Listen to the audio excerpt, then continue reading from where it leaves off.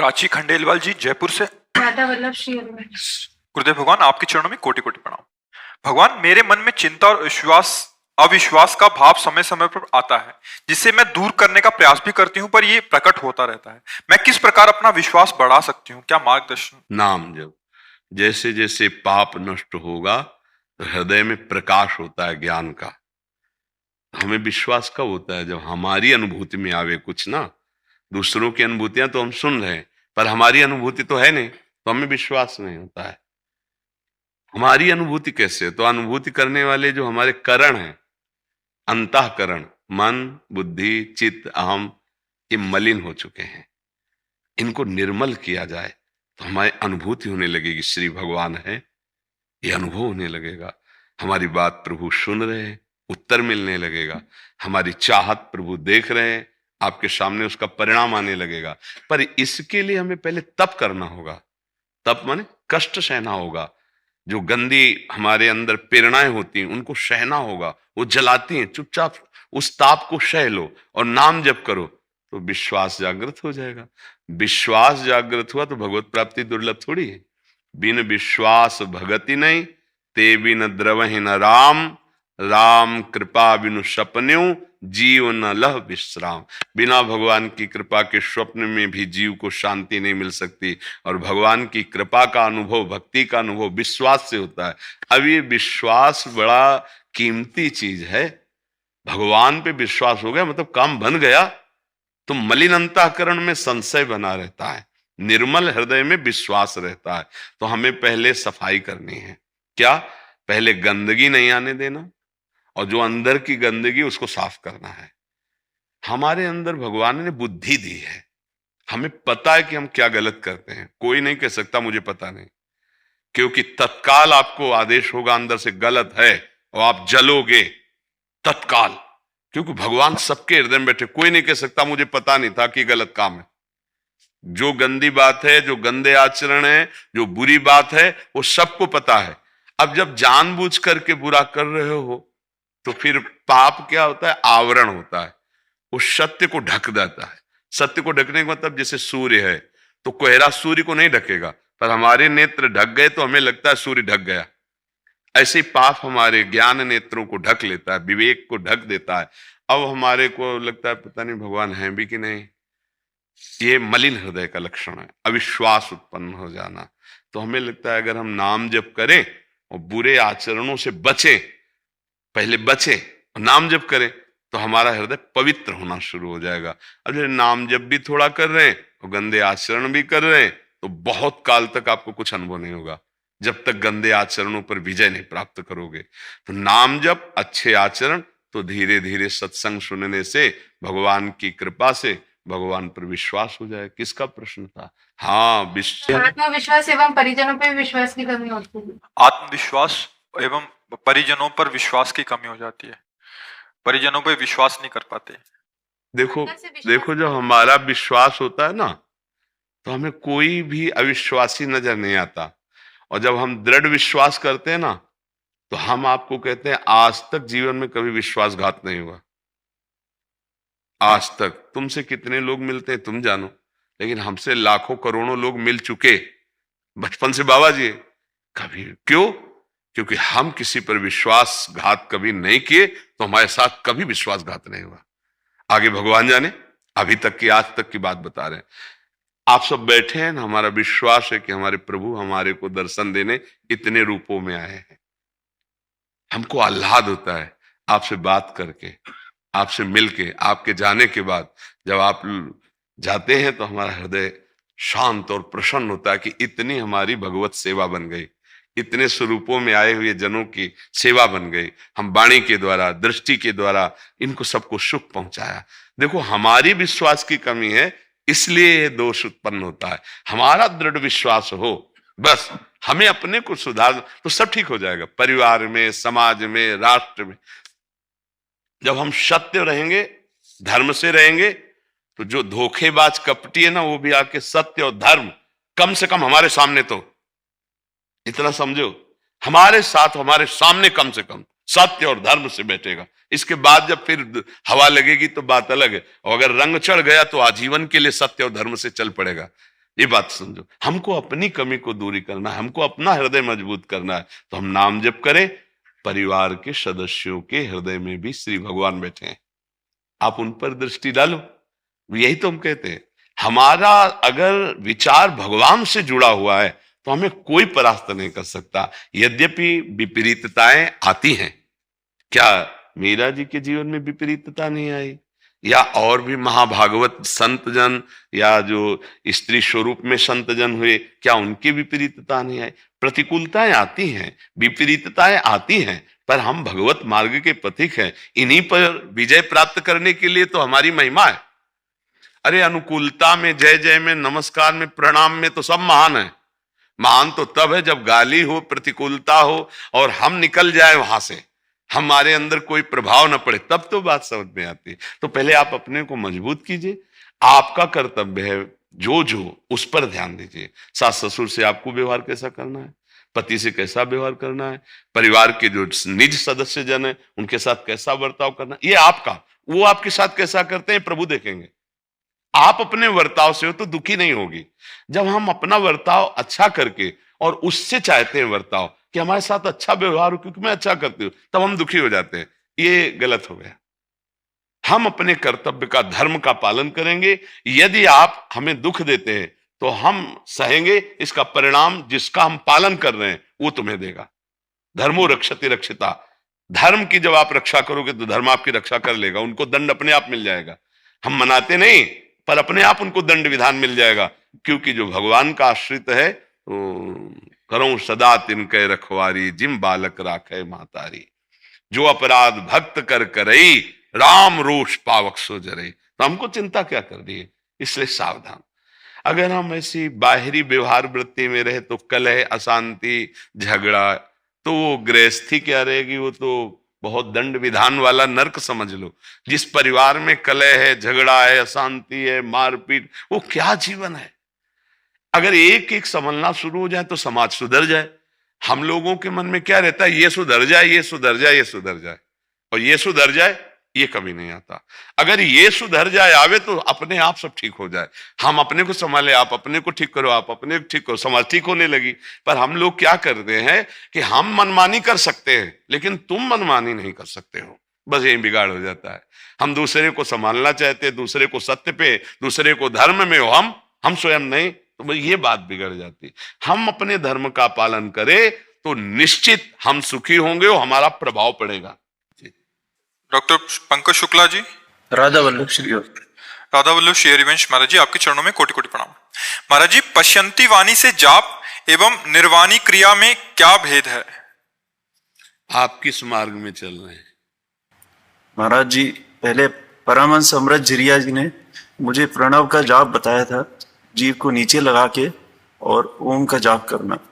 पर जब से आपने बताया पश्यंती जाप में जीव ऊपर लगा के और जाप करना है, तब से लगातार चल रहा है महाराज। तो शांत रहे, आगे की बात अपने आप प्रकाशित हो जाती है। ये वैखरी है जो आप सुन रहे हैं। जब हम उपांशु में पहुंचते हैं तो हमारे सामने नाम दिखाई देना चाहिए जो हम नाम जप रहे हैं, जैसे राधा राधा राधा। अब हमारा हल्की सी जबान हिल रही,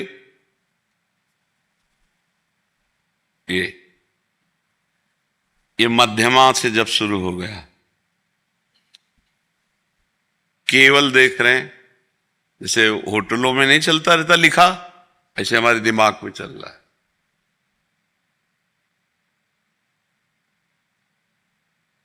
चल रहा है बस। पश्यंती परा, हर जैसे धड़कन हो रही है ऐसे रोम रोम से निकल रहा, राधा राधा राधा राधा। हम आपकी तरफ देख रहे हैं तो नाम दिखाई दे रहा है, कानों में गूंज उसी की सुनाई दे रही, धड़कन उसी से, ये क्रमशः पहुंच जाया जाता है। इसमें यह नहीं कि हम पश्यंती से शुरू कर दें, हम मध्यमा से शुरू कर दें या हम पराम, ऐसे नहीं। यहां स्थिति पहुंचती है, पहले वैखरी से शुरू होता है, फिर उपांशु में जाते हैं, मध्यमा में, फिर पश्यंती में, फिर परा में रोम रोम रग रग भगवदाकार हो जाता है। समझ रहे? क्या प्रश्न था? कुमार जी, पश्यंती वाणी से जाप एवं निर्वाणी क्रिया। निर्वाण, निर्वाणी निर्वाणी का मतलब क्या है? जबान नीचे लगा के दांत के तब प्रणव का जाप करना। देखो, संतों ने अलग अलग भाषा में कहा है, उसे समझो। वैखरी, उपांशु, मानसिक। वैखरी, मध्यमा, पश्यंती, परा। अब उसी को किसी भी शब्दों में बोलते रहो, यही सिद्धांत है वाणी के, यही सिद्धांत है। जब परावाणी का मतलब होता है जपा जाप, वो जप नहीं रहा, स्वाभाविक हो रहा है, होता रहता। अब इसको छुपाना चाहिए, कभी गर्व नहीं करना चाहिए। दो बातों में ध्यान रखना, इसको प्रकाशित मत करना कहीं भी, और गर्व मत करना कि मेरा तो निरंतर चलता है, नहीं, विक्षेप पड़ जाएगा। गुप्त रखना और गुरु कृपा, भगवत कृपा मानना। फिर आगे जो अनुभव होते जाए उनको गुप्त होते चलो, गुप्त रखते चले जाओ, क्योंकि सर्वज्ञ गुरुदेव जानता है, वही तो दिया है। और हमको दूसरों से बताकर लाभ क्या प्राप्त होगा? जब हम दूसरों को अपने अनुभव बताने लगते हैं तो हमारा अहम पुष्ट होता है, हमारी साधना क्षीण हो जाती है। समझ पा रहे हैं आप? आगे कुछ जानना है? महाराज जी, ये पूछना है, जो अभी ये जाप होता है, ये हृदय से निकलने लग गया राधा राधा, और जबान ऊपर ही लगी रहती है। शांत रहिए, ये उसका फल है जो आप कर रहे हैं। कुछ दिन बाद ये भी भूल जाओ कि जबान है कहां। अभी तो लगा है ना कि ऊपर लगी रहती है, फिर कुछ दिन बाद ये भी भूल जाओगे कि जबान है कहां, इसकी सुधि नहीं है, बस वो चल रहा है, सारे कार्य हो रहे हैं, सारे कार्य हो रहे हैं। बताया ना, ऐसा चलता है जैसे आप होटलों में देखते हैं ना, वो लिखा चला आता है, ऐसे सुंदर दिव्य स्वर्णिम अक्षरों से लिखा बार बार। ध्यान में ऐसा करते जी है, अंदर की श्रवणेंद्रिय से सुन रहे हैं, कोई भी नाम खाली न जाने पाए बिना सुने। सुन रहे हैं, बस चुप रहिए, आगे का मार्ग अपने आप प्रकाशित हो जाएगा। जब हमारी यात्रा चल रही तो हर स्टेशन आ जाएगा, हर स्थितियां जो आध्यात्मिक है वो अपने आप, बहुत उच्च कोटि की साधना है। बस चुप रहिएगा, प्रकाशित मत कीजिएगा हमारी बात बांध। जैसे शंकर जी ने नारद जी से कहा था, नारद जी ने कहा मैं काम विजयी होगा, बोले चुप रहिएगा, इसको कहिएगा नहीं, पर वो माने नहीं, हरि से जाके कह दिया तो फिर रच गई माया। इसे चुप रहना, ये बहुत जल्दी छीनने वाली चीज है, माया इसको बहुत जल्दी छीनती है। हम अपने अनुभव की बात कह रहा हूं, तुम्हारे मन में बार बार उल्लास आएगा, मैं बताऊं, मैं इस विषय को प्रकाशित करूं, उसी को चुपचाप सह जाना, उसी को रोक लेना, कोई जान न पावे। आज के बाद ये चर्चा मत करना, आगे की बात अपने आप प्रकाशित, किसी से प्रश्न करने की जरूरत नहीं पड़ेगी। ऐसे साधक को प्रश्न की जरूरत नहीं होती, आगे अपने आप मार्ग प्रकाशित होता जाता है, या जो उत्तर चाहिए वो सुनने को मिल जाएगा, अपने आप सुनने को मिल जाएगा। ठीक है, धैर्य पूर्वक जपिएगा, संयम में चलिएगा। अभी कोई स्थिति नहीं आई है, आगे विषय का प्रलोभन आएगा, विषय का प्रलोभन भोगो फ्री। हमारी बात नोट कर लेना डायरी में जाके, और इतनी जोर का विषय आकर्षण होगा कि ये छोड़ो, भोग भोगो, बस उसे धर्म पूर्वक ही रहना, अधर्म आचरण न करना, नहीं इसके गायब होने में देर नहीं लगती। आप प्रयास करोगे जबान लगा के तो भी नहीं होगा। जो चल रहा है बहुत कृपा से चल रहा है, बहुत जन्मों के पुण्य एकत्रित हुए तब ये चल रहा है। अब इसको संभाल लो, आगे का रास्ता अपने आप प्रकाशित हो जाएगा, अपने आप अनुभव में सब कुछ आने लगेगा, तत्व ज्ञान, रूप दर्शन, प्रेम, सब कुछ होने लगेगा, निराकार साकार सब कुछ बोध हो जाएगा। ठीक है, चुपचाप चलते रहो। महाराज जी, आप त्रिपुरा एक जगह है, स्टेट है, उसको माँ त्रिपुरा सुंदरी के चरणों की धूल में मैं महाराज, वहाँ के मुख्यमंत्री थे अभी, उनकी धर्म। मैं कुछ नहीं, सिर्फ चरणों की धूल हूँ।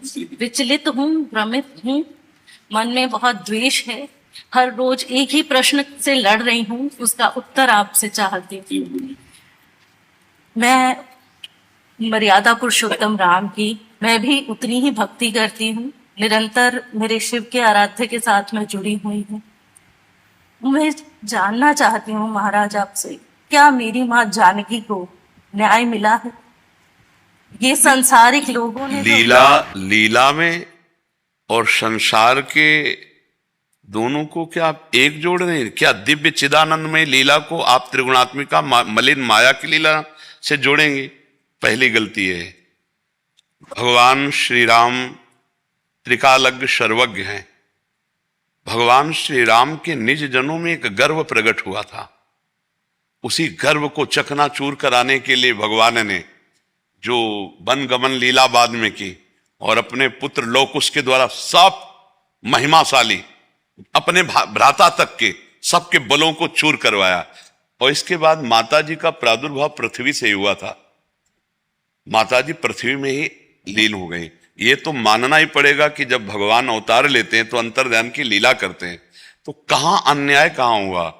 आपको जो लग रहा है कि एक धोबी के कहने से प्रभु ने ऐसा किया, नहीं, निमित्त बना करके अपने समस्त निज परिकर के गर्भ का मर्दन कराने के लिए लौकुश को वाल्मीकि के आश्रम में प्रादुर्भाव कराना और समस्त अपने महारथियों के बल को चकनाचूर कराना और फिर उनको अपने राज सिंहासन पर विराजमान कर, अन्याय कहां हुआ? ऐसा लगता है। नहीं, आपको क्यों लगता है? आपको लगना ही नहीं, क्योंकि आपकी बुद्धि जो है वो त्रिगुण माया के अंतर्गत है और भगवान की जो लीला है वो त्रिगुणातीत है।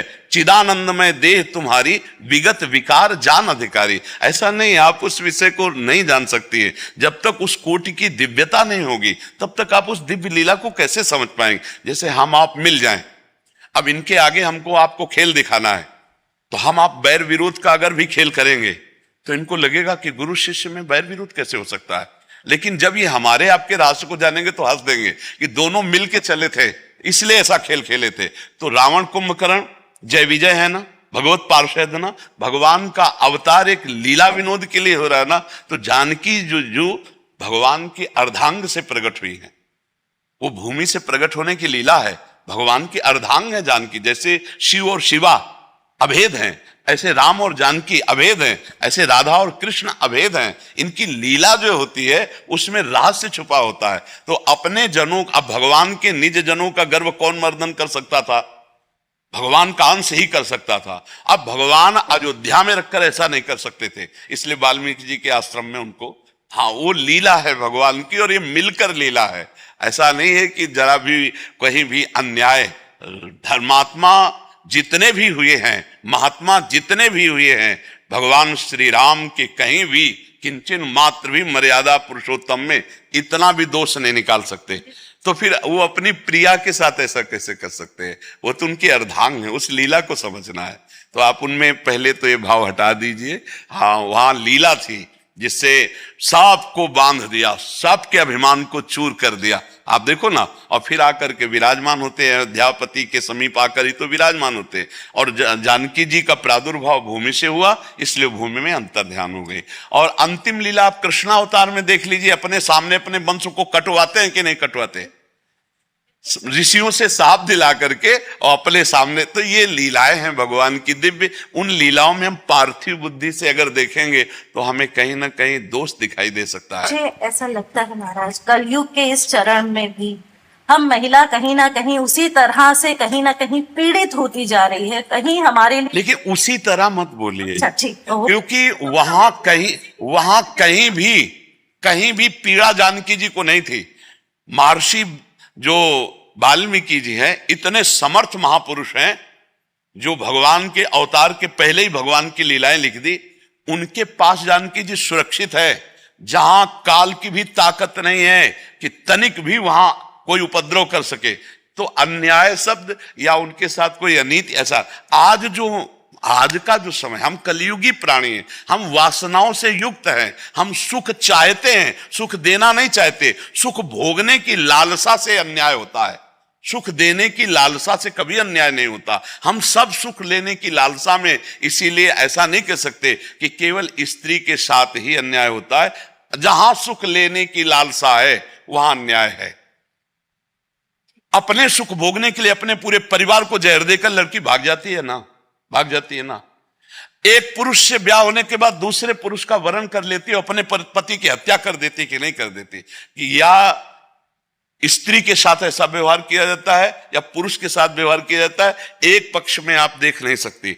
आप देखिए, जो अपने सुख में पागल है वो कुछ भी कर सकता है, वो चाहे स्त्री हो या पुरुष हो। आप इस विषय को देखिए, क्या पुरुष ही या स्त्री ही, हम ऐसा नहीं कह सकते, क्योंकि समान भाव से जब दृष्टि डाल के देखो तो आप तो संसार में हजारों केस ऐसे हैं जो माताओं बहनों के द्वारा नहीं होना चाहिए वो होते हैं, हजारों केस ऐसे जो पुरुषों के द्वारा नहीं होना चाहिए वो होते हैं। अपने बच्चों को काट दिया, अपने पति को मार दिया और दूसरे पति के साथ भाग गई। आप अगर ये कहेंगे कि स्त्रियों के साथ ही अत्याचार होता है तो हम ये कहने के लिए तैयार हैं कि आज की स्त्रियां वो स्त्रियां नहीं हैं। आज की स्त्रियां सिंघनी हैं, पढ़े लिखे हैं। आज की स्त्रियां वो नहीं है जो पुराने जमाने में थी कि आप थप्पड़ मार दो चुप होके बैठ जाएंगी। थप्पड़ मार दोगे तो बीच सभा में थप्पड़ मारकर तुम्हें बंदी बनवा देंगी। आज की पढ़ी लिखी लड़कियां हैं। पर देखो, कुमार्गामी लड़कियां भी हैं और कुमार्गामी लड़के भी हैं, दोनों पक्ष देख रहे हैं। तो इसलिए उसको भगवान की लीला से न जोड़ा जाए। ये मलिन माया की लीला है और वो मायातीत लीला है भगवान की। समझ रही ना आप आशीर्वाद कर। मुझे लगता है आज के बाद उस ज्ञान की तरफ अग्रसर होंगी जहां मेरा मार्गदर्शन होगा, क्योंकि भ्रमित हूँ, इसीलिए आपसे नहीं, आप आगे बढ़िए, आप आगे बढ़िए।